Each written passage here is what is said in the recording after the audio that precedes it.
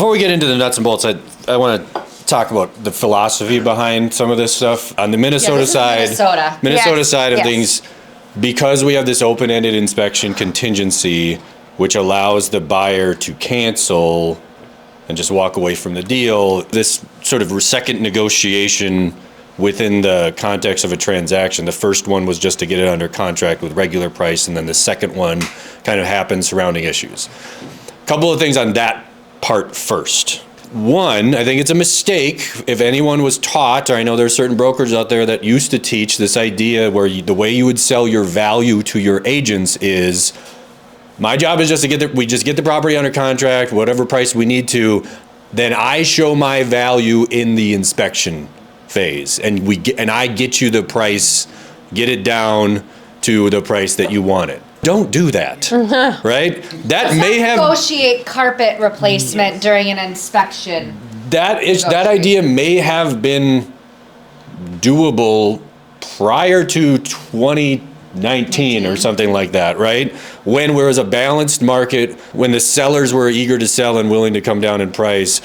If you say something like that now, you are telling your clients, I have no value because I can't get you anything. Because you're committing to say, like, the only way I show value is in the savings that I'm going to get you in the inspection negotiation, which the seller does not have to agree to any of those things. So I'm sort of basing my value off of something I have no control over. I hope nobody in this room is doing that. But number two, just from a big picture client experience perspective, what we're ultimately trying to accomplish is to get them into the home, right? And you already hopefully succeeded in probably in a challenging way of getting you winning in your offer and getting that accepted. And then this second round of negotiations that happens, I think can turn off your clients and make you look like a loser if you do it wrong. Because if I go to them and say, well, yeah, let's go get all these things, and I go and try to ask for them and come back sheepishly like, well, I couldn't get any of them. What does that mean? Well, how does the client look at us then? Like, you're not a very good negotiator then. So I would be very careful about how you approach this in order to try to make sure that you're keeping your client's confidence in you. And what I mean by that is, I am not suggesting we don't try. We don't try to advocate for our clients. We don't try to get what they want.